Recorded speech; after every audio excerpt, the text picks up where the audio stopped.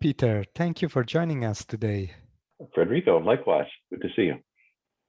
I really appreciate the possibility to interview you. We have a lot of questions that I want to ask you, so I will start right away. And the first thing that I would like to ask is to tell us a bit about yourself.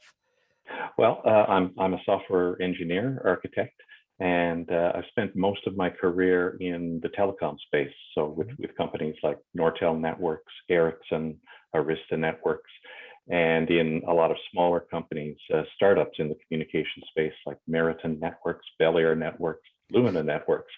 So I come from a networking background, and for me, a lot of the aspects there have to do with the configuration data associated with networks and understanding it, and thus the reason I started this project. And indeed, we will talk about this project, Dark Matter, today. Well, I would like to start the discussion about Dark Matter, focusing on the problem that you were trying to solve when you created Dark Matter. Right. So within the networking space, of course, like I said, it's very data intensive. And so one of the first things was trying to come up with a relatively straightforward way to represent the concepts of configuration data associated with networks, but also then to allow it to be managed through a web-based interface. And when this started back in 2010, the choice then was to use Google Web Toolkit. So the basic idea is having a Java-based framework where you could describe the schema of all of the data that you wanted to manage, and then to be able to easily translate that into an interface through which you could manage it. Okay, and in this case, the intended users of your system would be a network engineer, right? Yes, in that case, it would be users who were configuring their network data and being able to basically understand how all that data fitted together. So things like relationships between objects and things was very, very important. And Dark Matter made that a very clear process. And okay, you say the project was started over 10 years ago using a technology that at the time was very interesting. Today is less common. So can you tell us a bit about the portability of this solution and how the technological stack evolved over time? Right.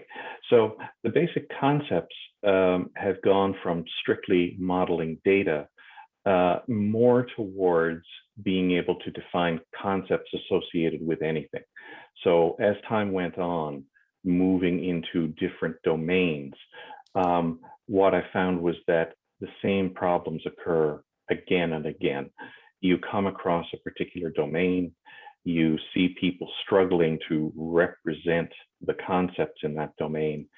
And so the basic concepts behind Dark Matter, like defining attributes, types, classes, and then generating code from it, or even just representing configuration data associated with different domains, it occurred again and again.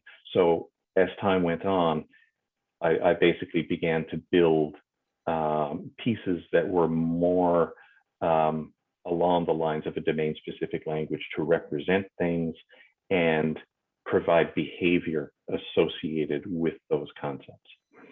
And so I imagine that given you have created essentially a DSL, you were able to capture what was relevant to you initially, so a network configuration, in a way abstract it from the technologies that we're using for the actual implementation, in your case for code generation.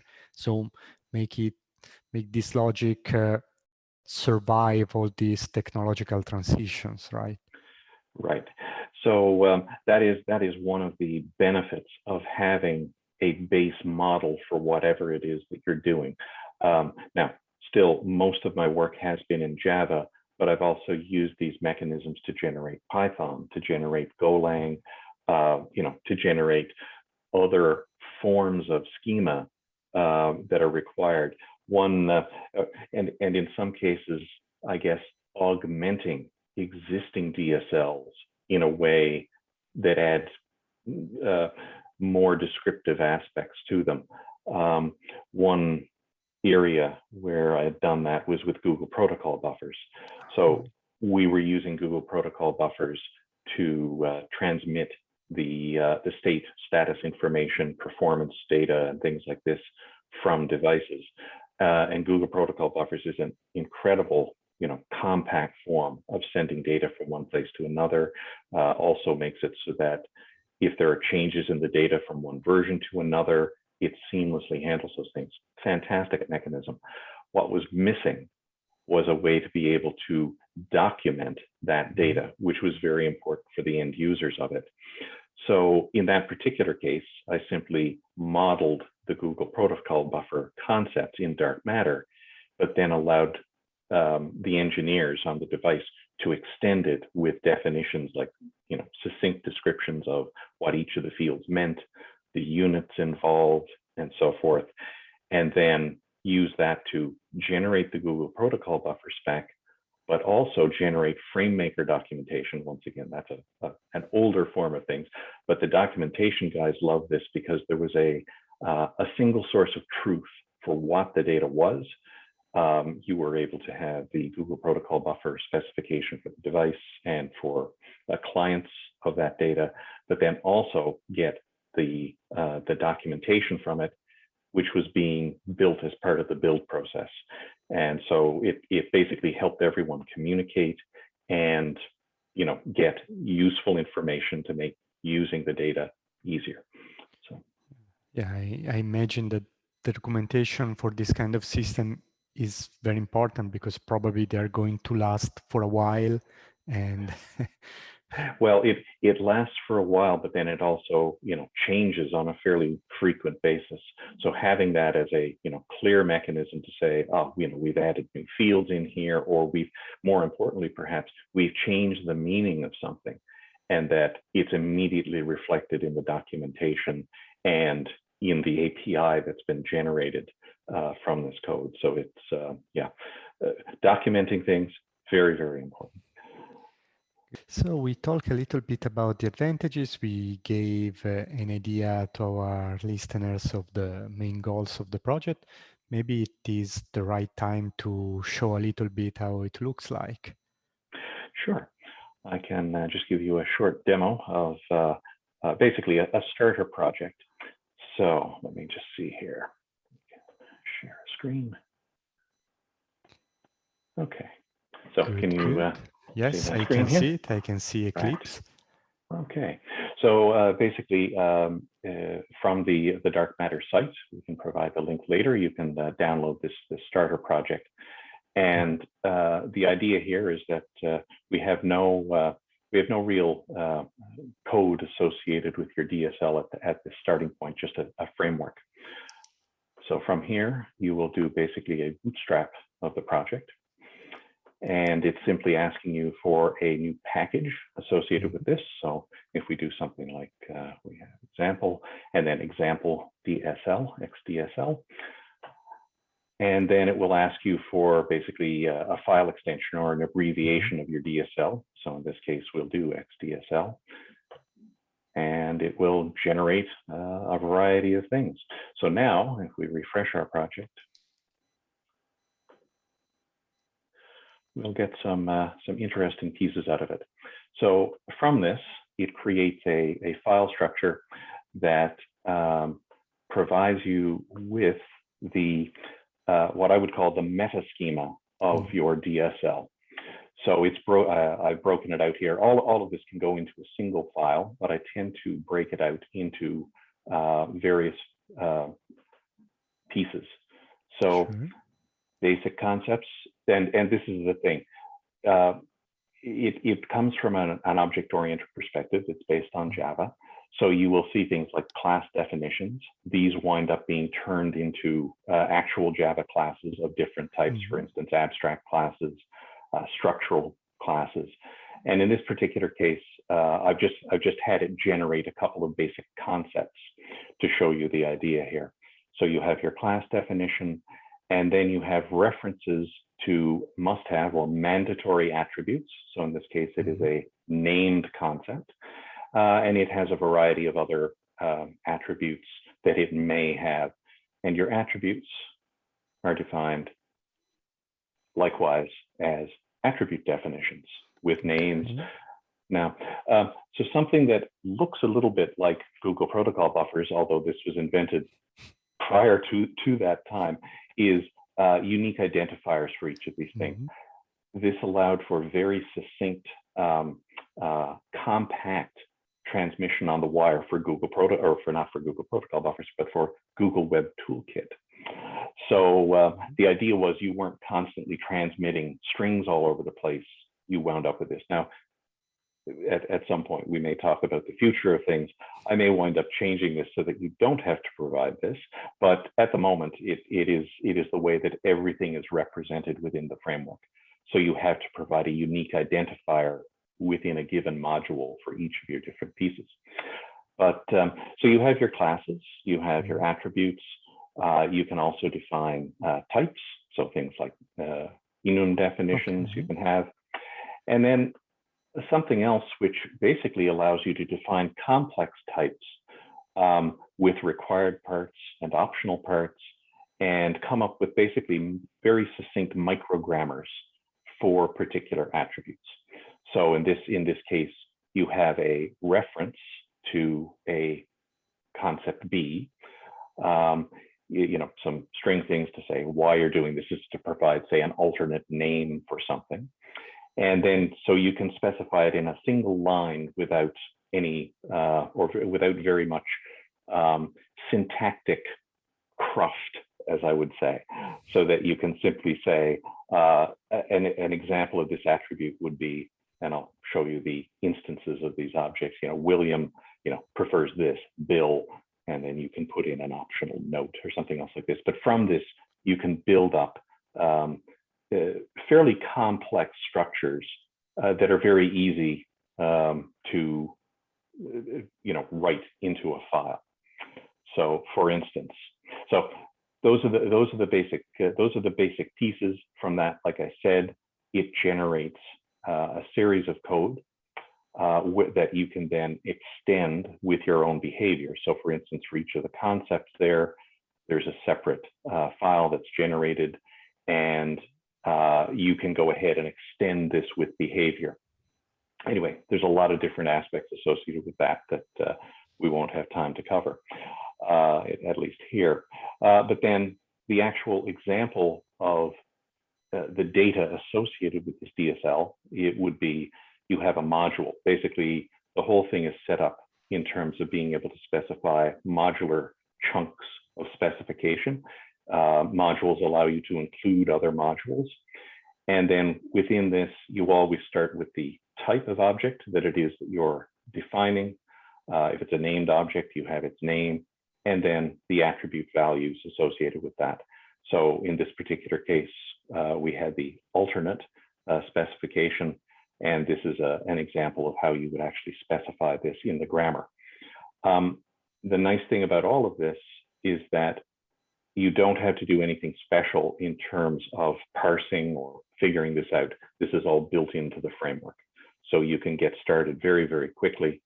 And then if you actually run, in this case, the test associated with this, it will parse this file.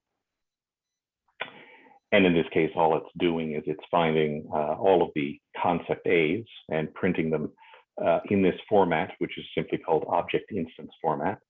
And then it's also showing you the same thing dumped in JSON format, which, obviously very familiar to everybody.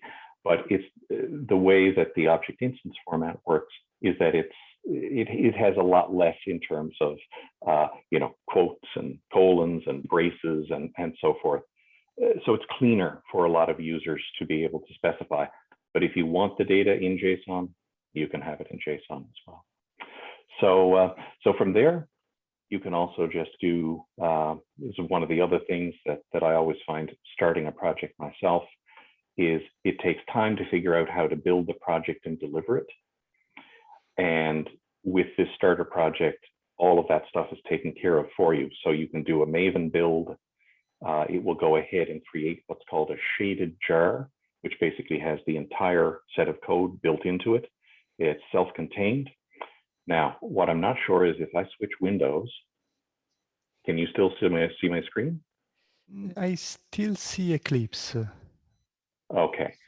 Anyway, suffice to say, you can set up an alias that points to that shaded jar, basically Java minus jar and your shaded jar, and then it will start this base application that you have now built, and you can start going from there. So you don't need to try to figure out, well, how do I actually deliver this to somebody? It's done for you.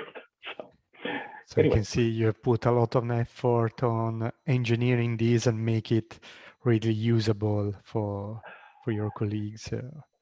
Right. It's one of those things that's always a pain. You can see a very simple example of something, but when you actually go to deliver it to somebody, that can be a bit of a challenge. So I'm trying to make it as straightforward as possible.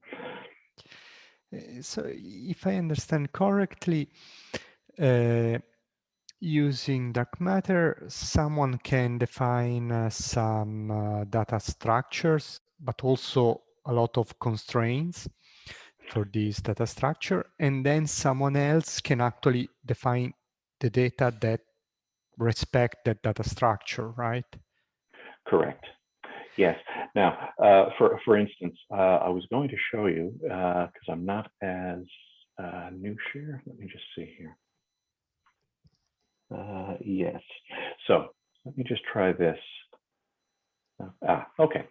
So for instance, this is in another project called Polymer that was built on top of an open source project called Plastic that came out of Open Daylight, which is an open source project for an SDN controller. So in that particular case, there were a lot of very powerful concepts for doing model-to-model mapping and so forth. So just to show you, it isn't just very simple things that you can do with this in terms of an attribute and a value. For instance, here there was a concept of having reusable patterns, which is a fairly common thing when you are doing work with data models and being able to translate or recognize particular things. So in this particular case, the idea was that you could define a pattern that you could then refer to in another location. Often you find in different grammars that because they're hierarchic, often with things that are defined in JSON or within XML, they're hierarchic. And so if there's a piece of information in there that you want to use over and over again, there's often not an easy way to do it.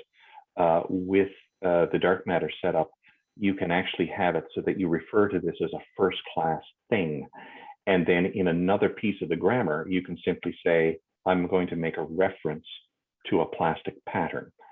And the pattern is defined in this case in Java regular expression format. It allows you to specify groupings so that you can easily reach into the pattern and pull parts out of it. Once again, this is something that you can refer to in another aspect of the grammar to say, match this pattern and pull out part one, and then insert it in some other structure or something else like that. And it also had the concept of defining a test for this so that you could easily say, I want to use the slash separated pattern. So this is a reference attribute to this pattern, and give it some input, and then say, I expect that part one is going to be 1, 2, and part 2 is going to be 3, 4. And this way you can actually set up automated testing of your patterns that you've defined to make sure that you don't break them. Somebody might come in and make a change to this, but then you can run an automated test and go, nope, somebody has broken this. Everybody expects this to behave in this way, and it doesn't. So just in terms of expressibility of things, things like patterns, things like embedding JSON within the actual dark matter grammar as well. You can drop in JSON, you can drop in JavaScript, you can drop in Python. The way that the attributes are defined is pretty powerful in terms of defining the types. So it allows you to combine many different things within the structure. Okay, well, I understand the embedding JSON. I'm not sure what the embedding JavaScript or Python are useful for. Right. In the particular case of JavaScript, I was working on basically an extract, transform, load pipeline, and we were doing model-to-model translation of things. And it turned out that DSLs are very powerful, but sometimes it comes down to, if you want to cover everything in the world, it becomes unwieldy, and it's too much. So you fall back to a programming language. And in this particular case, it turned out that the network engineers who were doing the model-to-model translations were familiar with JavaScript. So basically, I made it so that you could create, for instance, a small reusable functions where you wanted to alter an attribute that was going from one model into another, but you could define it in JavaScript and execute it, because Java actually has the Nashorn implementation of the JavaScript engine in it. It was very trivial to say, I can define a JavaScript function, which takes an input and gives you an output, and build it right into the language so that you could use it to have, define basically function-oriented programming, to simply say, here's a reusable function that I can use to manipulate this. And then the various network engineers could build up a little library of these things and express what they needed to do. So just another possibility. Once again, depends on the domain and what your users want. Okay, so if I understand correctly, with your language, you have the possibility of representing directly a lot of data processing features that you may want, like recognizing patterns. But you have also have the possibility basically of scripting by using JavaScript or Python, so that you can cover those corner cases. And this is useful because if you didn't do that, the alternative would be evolving the DSL to be as powerful as a general purpose language, but at that point you lose all the advantages of having a DSL. Yes. So this is, one of the other things is, I guess, combination of things across domains. One of the other projects that I worked on more recently had to do with managing instances of AWS compute instances. So basically setting up virtual machines and things like that. And that got to be somewhat challenging, because sometimes you would have to do basic bash scripting, for instance, to configure various things. And then in other cases, you also had to use things like Ansible, an existing very powerful mechanism for doing configuration. And I was able to combine those different things to say, I can define the instance of a virtual machine that I want, and then have various what I would call initializers. And the initializers were an abstract concept, but you could then embed bash scripts within one type of initializer, Ansible scripts within another type of initializer, and use them interchangeably, so that you were able to combine concepts across domains to achieve a particular result, which was basically configuring these virtual machines for use. So it helps, definitely. Good. And so we have seen that dark matter is very flexible and so can be applied to many different domains. But I think there was one particular project that we discussed initially by email, and was one project where you have used dark matter. And maybe we could talk a little bit about that project if that works for you. Sure. Now I'll just, I guess I can stop sharing here now, Yeah. perhaps. We can come back to sharing if required.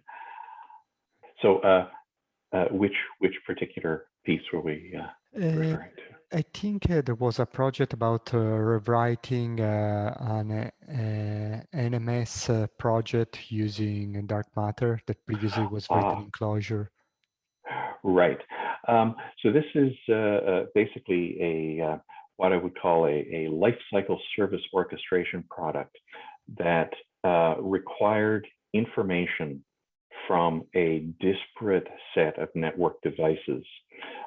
So we're talking about integrating data from Cisco, Juniper, Huawei, many different network management Mm. devices, but to pull them together and represent them in such a way that the users could visualize the entire network from end to end.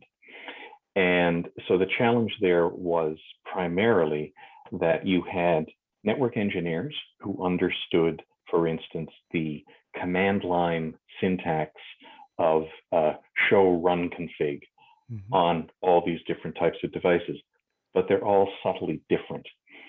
And the process for doing this in terms of integrating the data was originally that the network engineers would go through a particular data dump, try to understand it, and then write up stories that would then be passed on to the development team to say, okay, for this type of device, I want you to extract this data.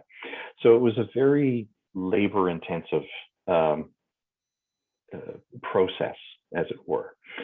Um, so when I came to this and looked at it, the first thing was, how do I understand what the data is coming from these devices? So I created basically a configurable parser for this form of data. So command line syntax is very, very common in network devices, but they're all subtly different. So the first thing that I gave the network engineers was a mechanism to say, you can run this parser over the data and get a summary of the structure of the information. So how they configured it was defined in dark matter. So it was simply this concept of an indent delimited parser for this data. From this, they got a data catalog that showed them the entire structure. So that was immediately useful because it allowed them to communicate to the development team, exactly what data it was and give examples of what it was. So Yeah, we and got that far. if I Yeah, can interrupt you, I sure. imagine that in this situation, it's very important to be precise, and I think that what I can imagine happening is that when network engineers could only describe in words the format of the data, they inevitably miss some details, or they didn't have a way to, let's say, debug their TESOL description. Absolutely. And the thing is that each of these different forms of command line syntax um, can have different forms with basically optional pieces in them, mandatory pieces. But the optional pieces would often change. And so it was important to recognize the keywords that were used to indicate pieces of optional data.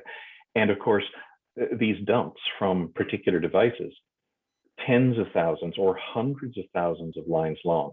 So the network engineers, they tried to cover the use cases that they were thinking of, but often they wouldn't catch everything simply because there was so much of it. So cataloging the data and giving a very clear indication of all forms of the data was a real bonus, because they would go, oh, I didn't realize that you could also have this form of the data or that form of the data. Oh, okay, so I need to put that in my story as well. So it helped with the communication just to start with. But then it came down to, well, what's the model into which we wish to uh, turn this data? What do we want to turn it into? So I worked very closely with the CTO, the director of standards, and the director of solutions architecture in this case. And together we came up with an abstract model of what networks looked like in terms of their different layers, the dependencies between the layers, and that was actually put together into a patent for the company. But so that was the other aspect, and likewise that was modeled in dark matter. Now it comes down to, we have what's on the device, what's the abstract model that we want to work into. So the network engineers were trained on what that model was. And then was, now, how do I go from one to the other? And that was where having the DSL that allowed them to do the model-to-model translation came into play, and coming back to, now we need reusable functions, because a certain form, say, of an IP address or a site name or something else like that, had to be normalized or whatever. And so now it came down to, we could extract the data, provide a catalog for it. We have a model to which we wish to translate it. And now to join the things together, to connect the dots, we come up with a DSL that lets them express how to pull the data out and turn it into the abstract model. So now we go from, we have to write everything up in a very long, tedious, error-prone format, into, here's a clear definition of what we need to be able to do. We can run it basically, to process a particular configuration file from a device. They can easily look at the output in the object instance format. It's cleaner to look at than JSON. JSON is, once again, very, very useful, much better, for instance, than XML, but XML has its purposes as well. But it's a very clean format. They can look at it, they can eyeball it very quickly and go, okay, now I'm going to turn this into another format, which wound up in a graph database.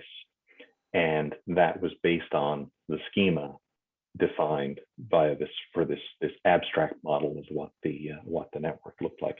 So it significantly shrunk the delivery timeframes from, here's a new device that needs to be integrated into the overall view of the network, to now we actually have the data for it extracted and represented in a model, and available for use by the product.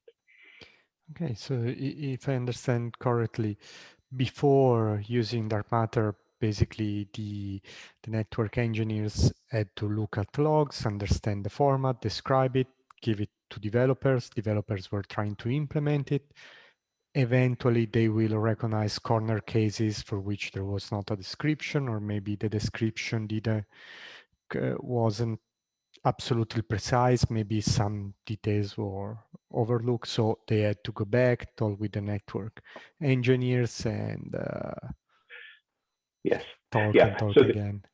right, and so the iteration time in there was quite long, and so any situation where you can increase the level of communication and clarity and reduce the iteration time for whatever it is you're doing, I think that's one of the benefits of a DSL. Now, that being said, it does take more study, upfront knowledge of the domain in order to create the DSL. So this is one of the things that sometimes people will look at. Well, why is it taking this long? Well, there's what I would call a potential hump that you have to overcome. It's the learning of the domain that takes the time. But then once you've learned it and you've communicated the way of how to express it to your end user, then you see the benefits of it. And it's, I think in any organization, overcoming that initial resistance to, well, it took you 6 months to, create this thing, but that's a very long time. But if you then compare that to the effort involved and the time involved and the errors that you eliminate from whatever process it is, I think there are tremendous benefits there. But it's always a I find an education process in terms of the benefit that you get out of some form of DSL, versus continuing to do it the way that you've always done it. So. Yeah. I think it would be interesting to discuss more about the resistance that the different actors may have, because I can imagine that the domain experts, in this case, the network engineers, could resist. For example, like they could say, I don't want to become a developer, so I will just give you the document, please figure it out. Or maybe the developers could resist, like say, okay, it's our job to write the system, why these network engineers are trying to do that. Or maybe the organization could resist because they could think, I don't want to make the investment in creating the DSL because I don't know how soon I will recover my investment. So these are ideas that comes to mind. I don't know if any of these happen, and I would be interested to hear what really happened. Yeah. Strangely enough, from the user perspective, I find less resistance Good. because well, because if you successfully, you sit down with them, they're your customer. You sit down with them, you understand their pain points, and what causes them grief, and what causes them to be frustrated with how long it's taking to do something. If you deliver something that actually solves those things or lessens those problems, I think they're quite receptive. Now, strangely enough, you tend to get more resistance, I've found, say from development communities and from management, along the lines of what you were talking about. There seems to be, in some cases, it's simply momentum, as in, an object at rest tends to stay at rest. This is the way that we've done it. We're familiar with these mechanisms. This is new, and we don't want to change. Then it could also move into, this is new, and it actually eliminates part of the work that we need to do. And again, this depends on organization, sometimes cultural background. I've run into that as well, where the amount of work that people do, if you try to reduce it, they resist that because they think eventually they're going to be out of a job. When in actual fact, what you're doing is you're making them more productive so that in the end, the company is more productive. They're getting more value, from the people that they have on staff. And that's a good thing because now the company is spending less time doing one thing over and over again. They're actually, increasing their revenue, as it were, because now they can take on more work, get more customers, end customers, and go that way. So there are so many different social landscapes into which you have to sell these ideas. But I think in the end, when it comes down to the organizational resistance, it has to come down to, yes, there's an upfront learning cost here. But once you've actually overcome that, you are going to be able to do more work, get more things done for your end customers, and therefore you're going to be more profitable if you take this kind of approach. But it can be a tough sell, and to come into a new domain, understand it well enough to give a very good proof of concept, it can sometimes be a challenge. But I guess the one thing that is good there is that so many domains exhibit the same kinds of patterns in terms of what they're attempting to do, that once you've got enough of these things under your belt, you begin to be able to take advantage of those patterns and go, okay, I've worked on a project like this previously. I can dust off a piece that I already have, drop it in, and get moving much more quickly.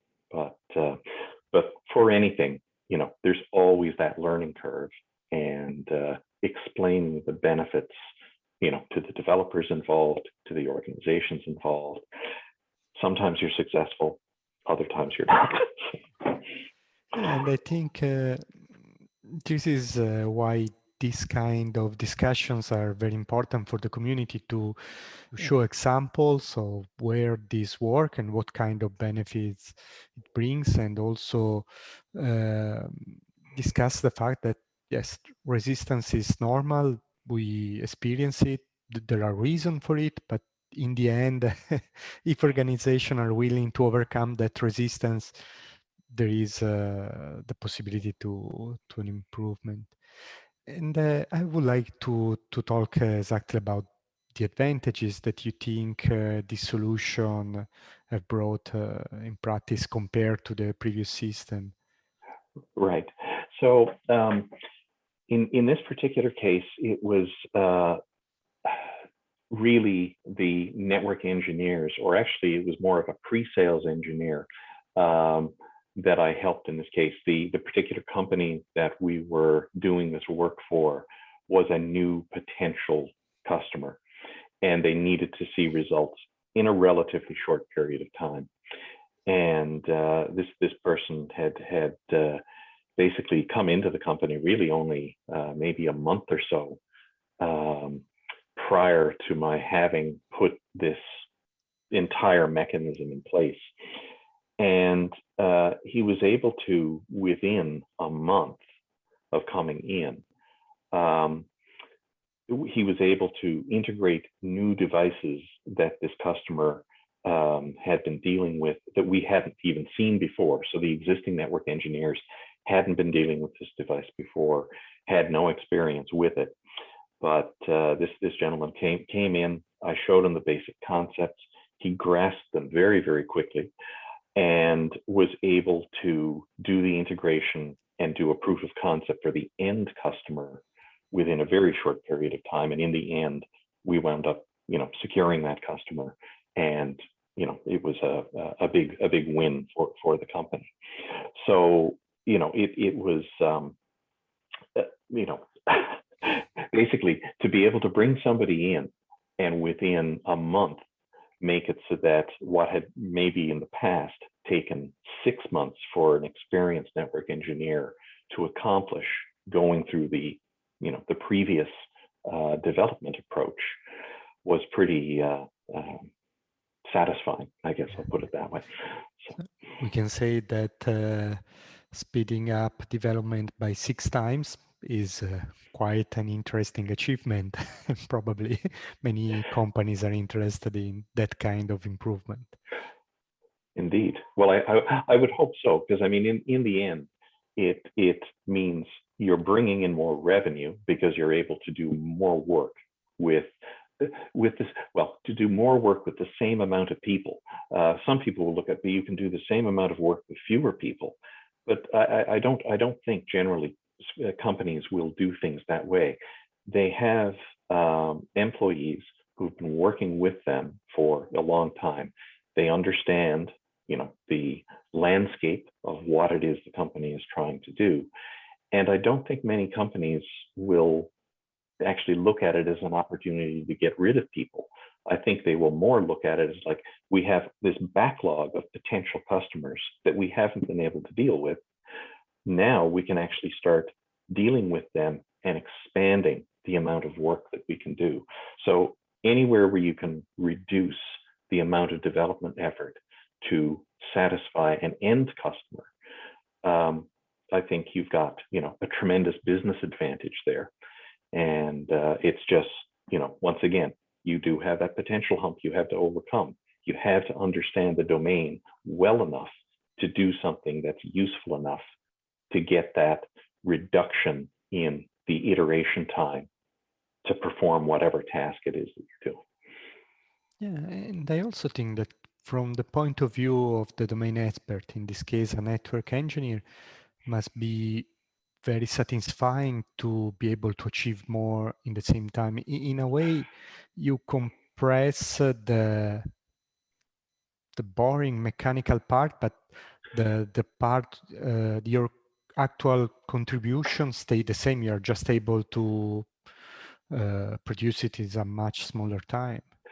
Yeah, absolutely. And I think they found that I actually had some comments or recommendations on my LinkedIn from the point of view of the people who were my internal customers, who were just so happy that they were able to do this, because it's tedious and time consuming, especially with things as complex as networks.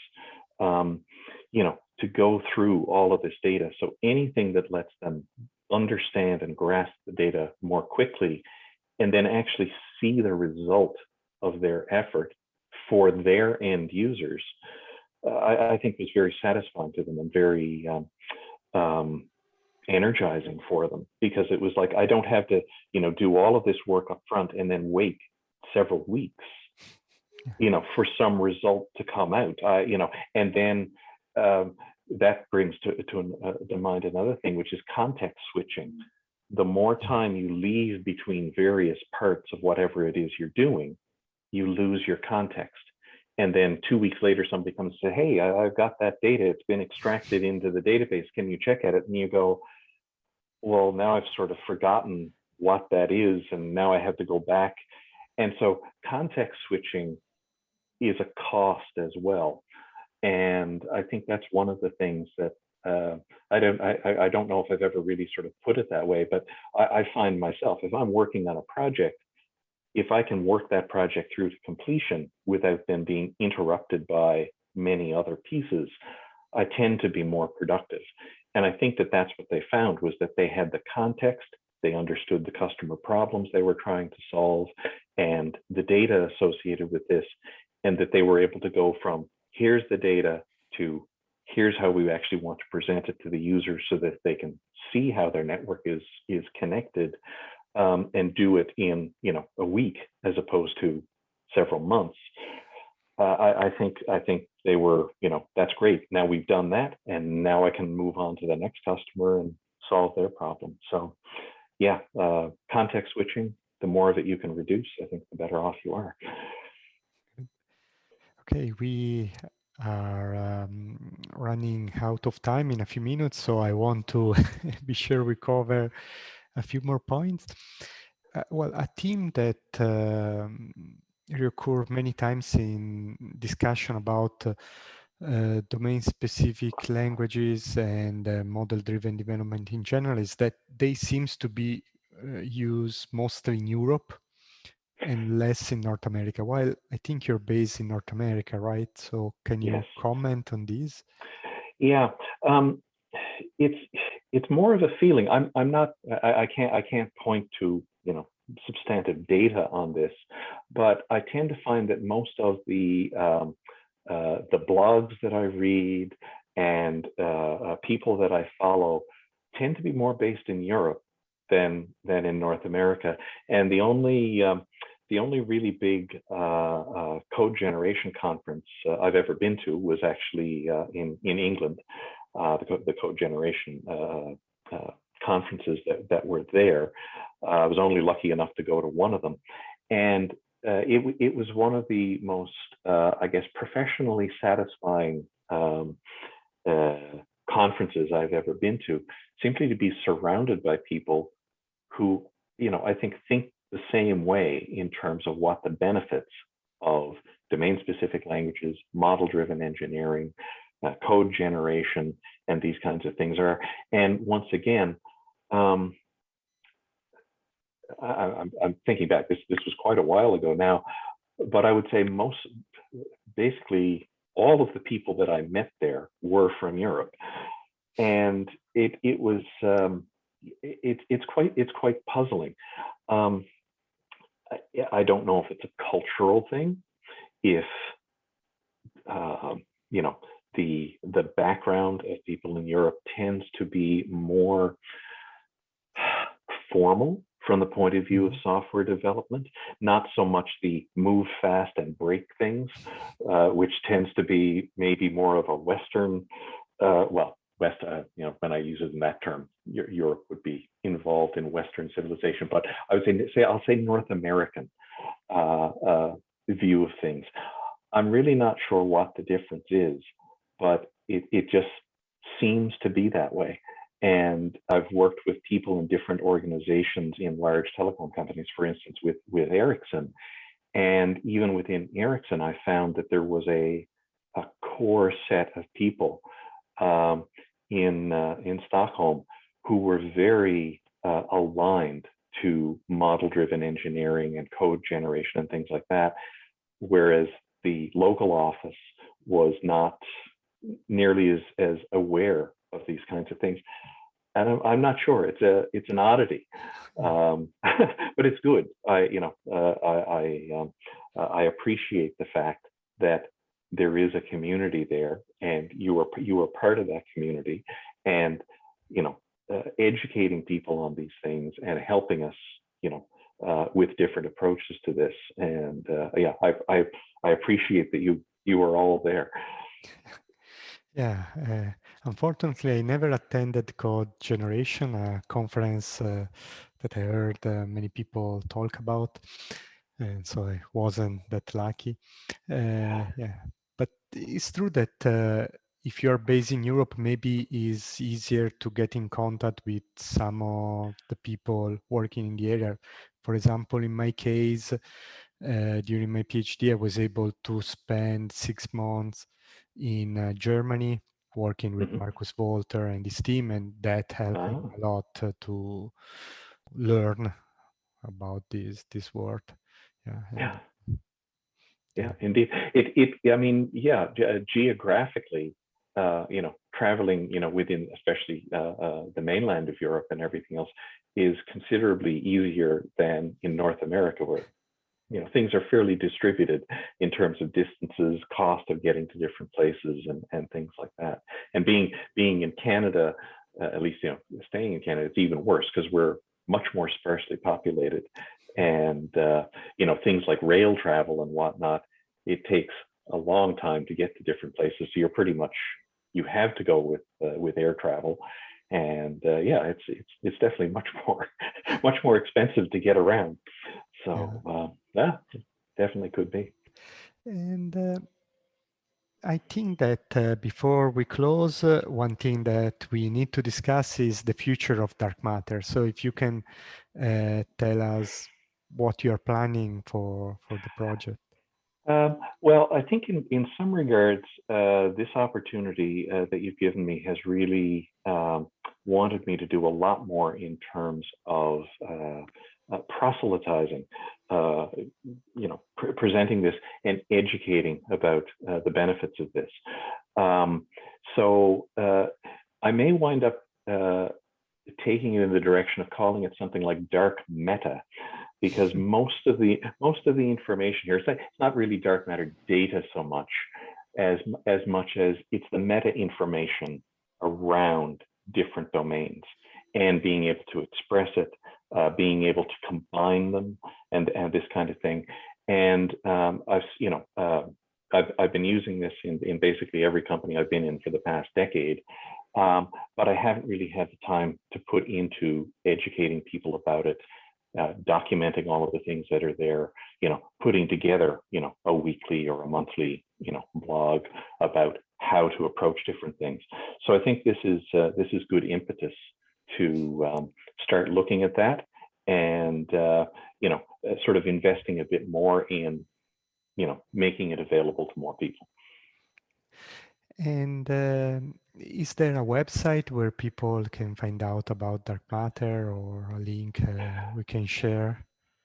Yes, so yeah, I can provide you with those links. It's available on GitHub, the DM Start project, which I think right now is going to be the best place to go. It's quite small at the moment, but I will basically extend the documentation there to go through some of the things that I showed you there today, just in terms of here are the basics of how you get started.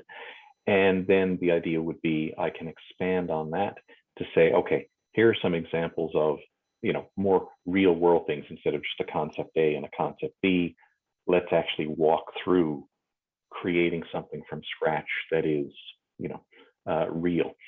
So I'll provide you with the GitHub link, and we Good. can We will go add from it. there. Okay, my final question is this: is there anything you would like to add and I forgot to ask you? Uh, hmm. Good question. I think we've covered most of the things that we had initially talked about. Once again, I would definitely like to express gratitude from the point of view of the work that you have been doing. Okay. I came across you because I was doing some work with Antler, with which I had never really had much experience. I came across your site. I got a lot of very useful background information that basically allowed me to move forwards with the work that I was doing. And just your commitment to educating people in this area and all the rest of it. Once again, very much indebted to you, and keep up the good work. I think there's a lot of benefit to this for a lot of people. They just need to know about it. So. Thank you a lot for your kind words, and thank you for taking the time for sharing your work. And yeah, it was great, and thank you very much. Thank you, Federico. Bye. Take care.